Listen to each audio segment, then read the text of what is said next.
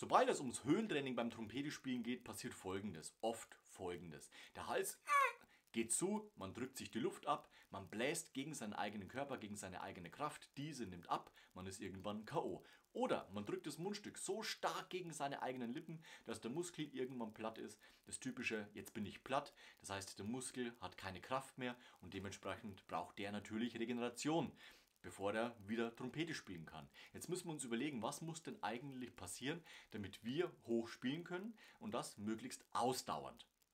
Folgende Überlegung. Luft strömt aus unserem Körper über die Zunge. Diese hat eine aufwärts gerichtete Vorwärtsbewegung und lenkt somit die Luft gegen einen mittleren Punkt an unseren Lippen. Die Lippenmuskulatur spannt sich an, das heißt, dort schwingt weniger Lippenmaterial. Diese aber durch diese forcierte Luft, die ja durch diesen engeren Kanal jetzt muss, es ist nicht mehr Luft, es ist schnellere Luft und dadurch schwingen unsere Lippen auch schneller. Das übertragen auf die Trompete, ohne dass ich das Mundstück drauf drücke, erzeugt eben höhere Töne. Das heißt, ich muss nicht brutal laut werden oder ich muss auch nicht drücken, Hals eng drücken oder Mundstück an die Lippen drücken, sondern ich muss die Zunge aufwärts bewegen und die Lippenmuskulatur packt zu. Und schon komme ich von einem Ton, zum Beispiel C2, zack in die Oktave zu C3.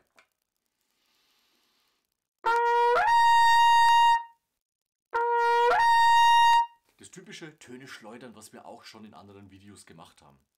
Und das kannst du jetzt übertragen. Da kannst du Cis auf Cis, D auf D und so weiter und so fort diverse Übungen machen. Ich empfehle dir auch, dich chromatisch in der höheren Lage zu bewegen. Das heißt, wenn du zum Beispiel trainieren möchtest, dass du bis zum D3 spielst, dann starte schon ein paar Töne drunter. Ich empfehle immer G, dann haben wir eine Quinte und dort bewegen wir uns dann chromatisch.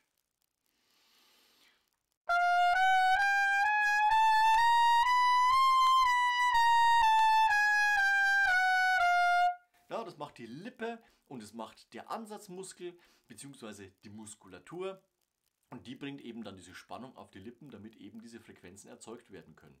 Natürlich habe ich in der höheren Lage einen stärkeren Ansatz, ein stärkeres Druckverhältnis, ein stärkeres Kräfteverhältnis, als wenn ich zum Beispiel in einer eingestrichenen Lage spiele. Das ist ganz klar. Wir arbeiten ja mit ganz anderen Kräften, mit ganz anderem Druck in unserem Körper. Das heißt, dort müssen natürlich dann die Kräfte zunehmen, damit hier zum Beispiel auch alles dicht ist. Aber wichtig ist, wir drücken uns nicht kaputt. Also nicht noch stärker gegen die Lippen drücken und dann kann ich noch einen Halbton rausholen.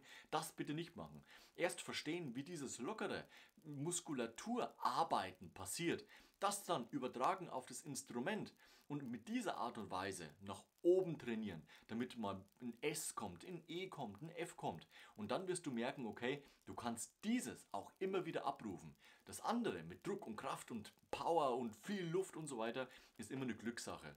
Und immerhin zeitlich begrenzt das Ganze, weil irgendwann einfach die körperliche Kraft weg ist. Und dementsprechend sind wir natürlich K.O. und können an diesem Tag nicht mehr spielen, nicht mehr üben, etc. pp.